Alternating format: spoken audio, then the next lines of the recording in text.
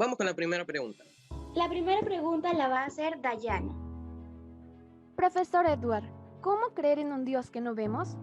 Bien, miren, hay muchas cosas que nosotros no vemos, pero lo damos por sentado. Por ejemplo, el viento no lo vemos, pero creemos. La electricidad, el amor. ¿Cómo sabes que tu mamá es tu mamá? Hay evidencias de la existencia de Dios. Para creer en Dios hay evidencia. La naturaleza, la palabra de Dios. Entonces, la naturaleza. Por ejemplo, acá en el libro de Job, capítulo 12, versículo 7, dice: pregunta ahora a las bestias y ellas te enseñarán, a las aves de los cielos y ellas te lo mostrarán, o habla a la tierra y ella te enseñará, a los peces del mar te lo declararán también. ¿Cuál entre todos ellos no entiende que la mano de Jehová lo hizo? ¿Qué es lo que no entiende? Pregúntale a ellos. Como quiere decir, los animalitos saben más que nosotros. Y dice, profesor Saucer, a nivel científico, ¿existe algún estudio que busque la presencia de Dios? Hubo en algún momento de la historia del universo donde la masa, ¿y qué es masa? Es todo lo que ocupa lugar en el espacio, ¿cierto? Llámese un pedazo de piedra, un pedazo de tierra, inclusive el grano de una arena, todo eso es masa. Tuvo que haber tenido un comienzo, todo ha tenido que estar compactado y en el momento ocurrió una gran explosión. Eso es lo que dice el Big Bang. Ahora, el Big Bang, si uno quiere preguntarle a un científico si ocurrió antes algo, el científico no te va a poder contestar porque antes del Big Bang supuestamente no existía el tiempo, no existía la materia, no existía el universo. Entonces esa pregunta es una pregunta, digamos, fuera del enfoque del estudio. Los últimos adelantos científicos, en Europa tenemos un departamento de energía nuclear, que es el más moderno que existe en el mundo. Ellos están en la búsqueda de algún indicio científico, recrear lo que fue la gran explosión del Big Bang. Y lo que resulte de allí, las primeras fuerzas que ellos logran detectar a través de la computadora, ellos van a poder ver qué fuerzas son las que se iniciaron o dieron inicio a esta famosa gran explosión. Entonces, eso quiere decir que algo o alguien ha tenido que estar allí. Miren hasta dónde estamos llegando ya en estas alturas. Estos temas que yo les estoy diciendo ahorita no se hablarían hace 10 años o hace 8 años, no se hablarían de estos temas. Pero nosotros ahorita somos privilegiados de que la ciencia está a la búsqueda de eso. Un científico llamado Peter Higgs ganó el premio Nobel. Dentro del creacionismo existen varias corrientes. Hay dos ramas de creacionismo bien conocidas. El creacionismo clásico, que rechaza de plano todo lo que es evolucionismo. Ese es el creacionismo clásico. Y hay un creacionismo moderno, ¿no? Este creacionismo moderno tiene dos ramas. Una que cree en Dios y cree en la literalidad de la Biblia, vale decir que Dios creó al hombre y a todo lo que hay en el mundo en 7 días. Y hay otra rama del creacionismo, dentro de este creacionismo actual, que cree en la evolución. O sea, una especie de creacionistas que dicen yo creo en Dios, pero al mismo tiempo yo sé que de repente pudieron haber habido algunos tipos de, digamos, de cambios a nivel de millones de años, de tal manera de que sí existe la evolución. Una especie de mezcla, ¿no?, entre creacionismo y evolucionismo. Porque la historia no engaña, la historia es historia. El 22 de octubre de 1996, ¿ya?, la Real Academia Pontificia del Vaticano, en ese mismo año, a través del Papa Juan Pablo II, hizo un documento a nivel mundial donde ellos manifestaban de que sí era posible la evolución. Después de miles de años donde la Iglesia cristiana católica romana creía en Dios de una manera creacionismo clásico, ahora ellos orientaron hacia el creacionismo evolutivo. Vale decir, aceptaban la idea de un Dios creador, pero que al mismo tiempo Dios utilizó la evolución para que se formara el hombre. ¿Evolucionismo tiene que ver algo con el materialismo? Tiene que ver bastante y mucho. El materialismo es una concepción filosófica. A ver, nosotros tenemos que ubicarnos en la historia. Ustedes saben que los grandes eventos históricos han propiciado que el pensamiento del ser humano cambie. Durante miles de años se creía en dioses o en Dios creador.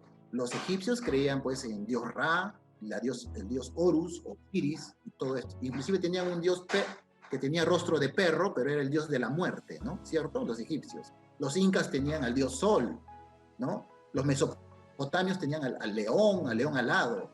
Tenían a los grandes dioses de Mesopotamia, ¿no?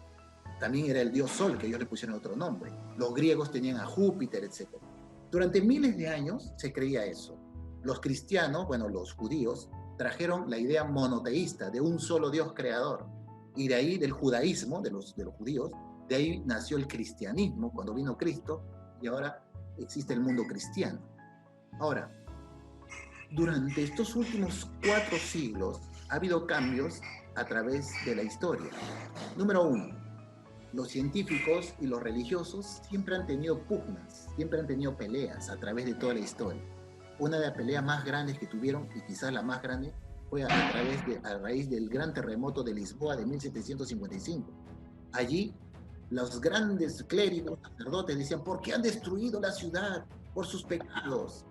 Pero cuando ellos fueron a recoger todos los escombros del gran terremoto y maremoto, el único pueblo que se salvó era un pueblo de gente de mal vivir. Era de gente borracha, de prostitutas, de toda la gente de la vida mala en Lisboa.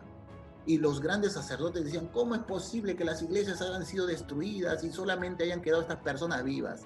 Los intelectuales que estuvieron en esa época empezaron a mirar y dijeron, ya ves, ahí está su Dios. La religión no vale, la religión no sirve.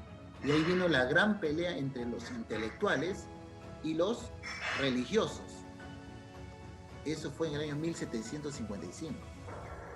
No pasó más de un siglo y ya entraban nuevas ideas a través del conocimiento humano. Entró Charles Darwin con su Origen de las Especies, donde aparta a Dios de lado y pone al evolucionismo como fruto del origen de la vida.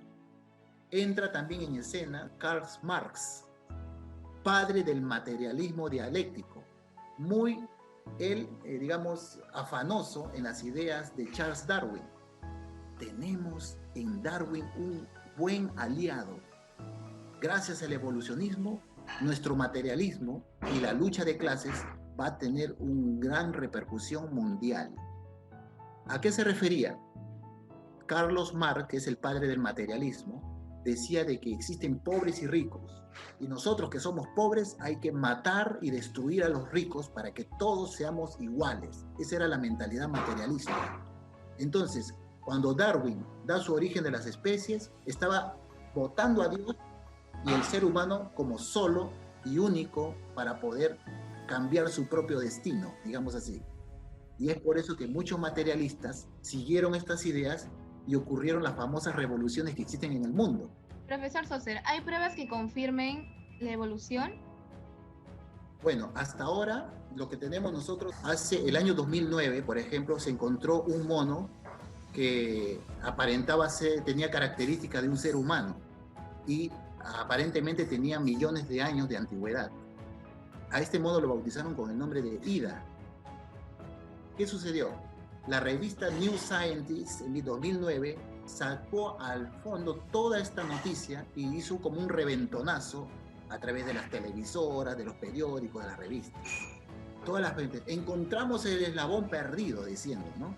Y la mayoría de las personas dijeron, qué bueno, ya ve, la evolución era cierto.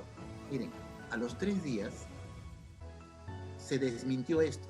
No era un mitad hombre, mitad mono, era un simio, pero ya se había hecho eco en todo el mundo, ¿verdad? Y sin embargo, ya estaba la noticia en todo el planeta, y sin embargo, cuando desmintieron esta noticia, solo llegó algunas revistas por allí y alguna que otra radio por allí para desmentir la noticia. Aquí esto nos hace reflexionar muchas cosas, chicos. A veces no nos damos cuenta nosotros el tremendo poder que tiene las telecomunicaciones, ¿no? Para poder manejar la información.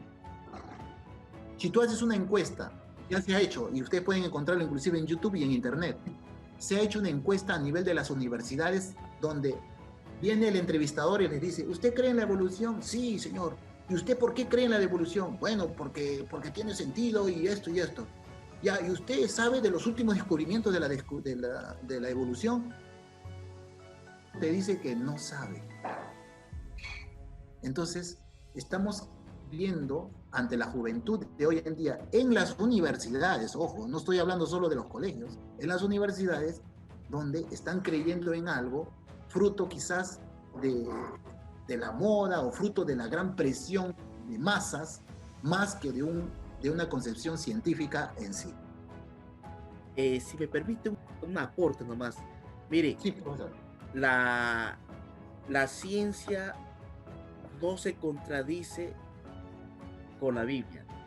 La ciencia verdadera no se contradice con la Biblia. Ahora hay que tener en cuenta la pseudociencia que se basa en la hipótesis. Se cree que al pescadito le salió una patita, se convirtió en un cocodrilo, se cree que millones de años, se cree, tan hipótesis, pero la verdadera ciencia siempre parte de leyes verificadas. Entonces, la ciencia verdadera no se contradice con la Biblia, más bien lo afirma, más bien, ¿verdad? Entonces, en ese sentido tenemos que diferenciar. Muy bien. Si eso fuese verdad, hace 300 años, antes de que Newton, y antes de que Galileo Galilei, antes de Kepler, se creía de que la Tierra era el centro del universo. Se creía que la ciencia decía, en esa época, de que la Tierra era plana y que existía al fondo, el mar caía y los barcos se caían al precipicio, etc. Eso es lo que decía la ciencia en esa época. Pero los investigadores científicos, eso era su verdad, entre comillas, en esa época, porque la ciencia había llegado hasta ahí. Pero cuando fueron desarrollando los conocimientos, descubrimos pues que la Tierra era redonda, descubrimos que la Tierra no era el centro del universo, sino era el Sol, el centro del sistema planetario. Entonces la ciencia fue descubriendo cosas y corrigiendo cosas en el camino. ¿Se dan cuenta? Entonces, lo que dijo George Lemaitre, y se lo dijo a Albert Einstein, le dijo en esta frasecita, le dijo, la ciencia y la religión van separados, pero ambos buscan la verdad.